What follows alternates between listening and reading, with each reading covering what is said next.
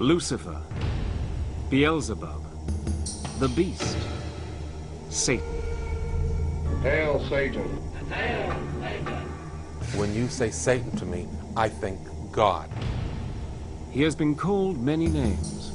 He has taken many strange and different forms. The idea of God's evil enemy has been around for thousands of years. And it's still as powerful as ever. Evil is real, and it must be opposed. But where did Satan's story begin? Where did he come from? And how did he become the Prince of Darkness?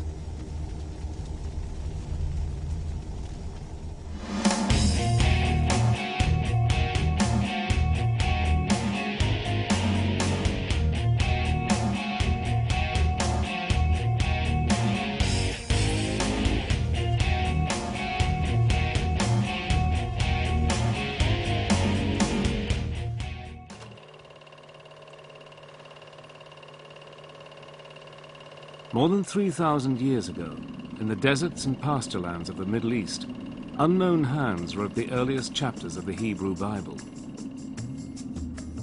If the devil had a birthplace, surely it was here, somewhere in the book known to Christians as the Old Testament.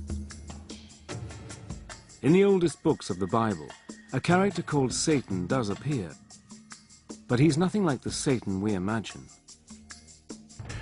When we read the Old Testament, we find that from time to time there is this strange dark figure who pops up called the Satan. The word the Satan is actually a title. The word means the accuser. And to begin with, it seems that the Satan is one of the angels or attendants in the heavenly court. One of God's servants who, in a sense, had to do some of the dirty work. This Satan has no power of his own. He does only what God tells him. Nor is he a horrible creature with horns and a tail. There's no kind of prince of darkness, somebody who's standing opposite to God. Throughout most of the text, there's no concept at all of an evil force. One of Satan's earliest appearances is as an angel in the book of Job. In one of the best-known stories in the Bible, Satan argues that Job, one of God's most loyal servants, is only pious because he has a good life. God agrees that Satan can test Job by inflicting on him all kinds of diseases and calamities. In the end, in spite of dreadful sufferings, Job continues to worship God, and Satan loses the argument. The Satan who makes Job's life a misery isn't a demon or even a bad angel. And he doesn't live in hell. There wasn't any kind of concept of a hell like we have, you know, a place of fiery torment and torture. In fact, to the ancient Israelites, what happened when you died was really very little. You went to a place called Sheol, and this was just a sort of dark, shadowy place, a sort of underworld, where everybody who died went, irrespective of whether you were good or bad. So where is the Satan we know? Where's the fiend who's eternally at war with the forces of good? The monster who rules over the flames of hell and punishes sinners? Where is the fallen angel with his legions of demon helpers, tempting humans to do evil things so that he can win their souls? If the traditional devil doesn't come from the Jewish Old Testament, where does he come from? Since human history began, people all over the world have believed in demons and evil spirits. A few share some traits with our devil, like horns or a beard, but none are as powerful as Satan. So where did people first get the idea of an ultimate evil being? 3,500 years ago, in ancient Persia, where Syria, Iraq and Iran are now, there were many gods, good and evil, until one man, a religious teacher called Zoroaster, reduced the whole complicated cast of characters to two. Zoroaster is a revolutionary, primarily because he in one sense, personifies these ethical categories into a good god, Ahura Mazda, and a bad god, Ahriman. And this is an extremely potent idea, and one which forms the basis for later conceptions of dualistic thought. In other words, the separation between good and evil. The good god is the all-knowing Ahura Mazda, the god of light and order. The evil god is Ahriman, god of chaos, darkness, and lies. In Zoroaster's teachings, the universe is a battlefield between the gods of good and evil, and every person on earth must take sides. After death, good people are rewarded in heaven, while sinners are punished in a dark and gloomy hell. It is one of those ultimate, rather attractive kinds of dualism, that this life is a struggle between good and evil, therefore choose good, between light and darkness, therefore choose light. Under the powerful Persian emperor Darius the Great, the teachings of Zoroaster become the official religion of the Persian Empire, an empire which includes the lands of Israel. The new Persian ideas about good and evil soon find their way into the Jewish scriptures. So we get a clear demarcation of what we would call Jewish ideas, okay, and we can spot the Zoroastrian ideas in the Old Testament. They are there, notions of heaven and hell. Okay, the beginning of actually seeing the devil personified as the fierce opponent of God.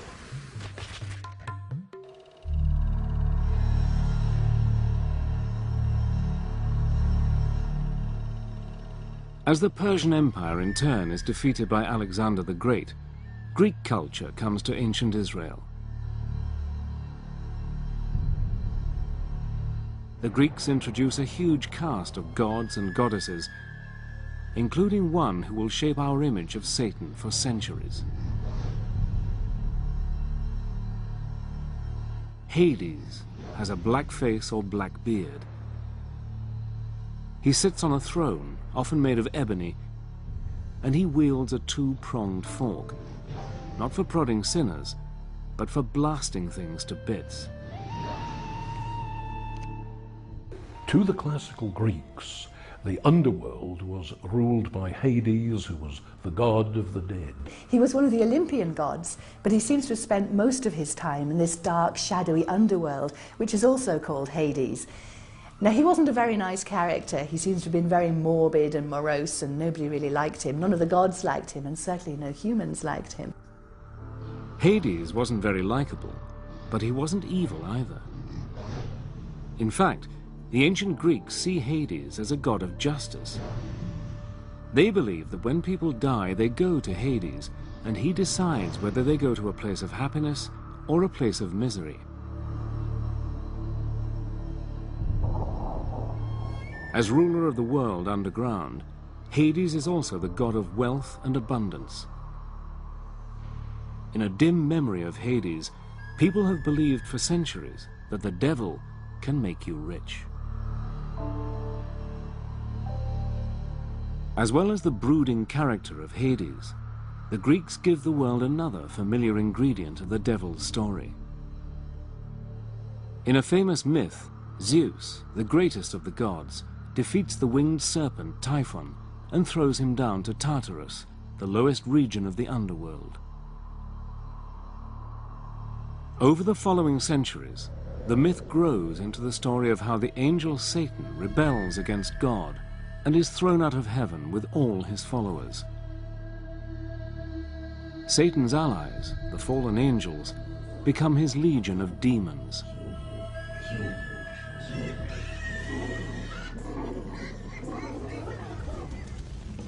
When we think of hell, we think of fire, lava, and sinners being horribly tortured. But where did this picture come from? The underworld of Hades doesn't have fire, but ancient Jerusalem does. When we read the Gospels, we come upon Jesus warning people that there is this dangerous fate that might await them, and it's called Gehenna, which was the old smouldering rubbish heap in ancient Jerusalem. And because of the stink of the place and because there was so much in the way of rubbish, periodically it was set fire to, and the fires there would burn for several days, if not weeks. Gehenna was the place where the Jerusalem authorities burned the bodies of executed criminals. Over time, the place came to stand for something supernatural, a spiritual fate that would await the wicked at the end of time. Gehenna was the inspiration for the terrors of hell.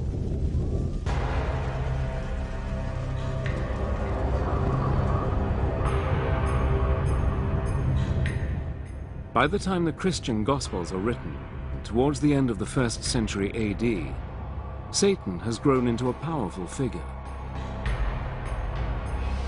By now, Jewish lands are ruled by the mighty Roman Empire. It was a time when the Romans were hated bitterly.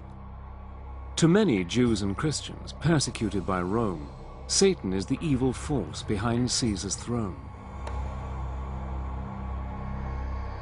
In the New Testament book of Revelation, the writer gives Satan one of his most mysterious names, the Beast, 666. The Beast could refer to the Roman Emperor himself. The author of Revelation says that the beast has a human number and it's 666. Now this has traditionally been seen as a reference to the Emperor Nero, and that's because if you take Nero Caesar in Aramaic and count up the numerical values of those letters, it comes to 666.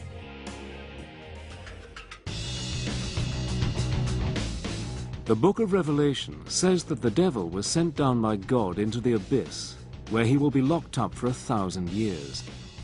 When he gets out, the end of the world will come. An apocalyptic battle will take place as good and evil fight it out to the end. Satan will be let loose and will put up a final attempt to rule the world. This is kind of the dragon of chaos back again. This is evil opposed to God. So it's drawing on very, very ancient cosmological speculation, not so much from Judaism itself, but from the surrounding areas, particularly the Persians. So what does the devil look like at the dawn of the Christian era? Often he's got black skin and hair, like Hades, ruler of the underworld.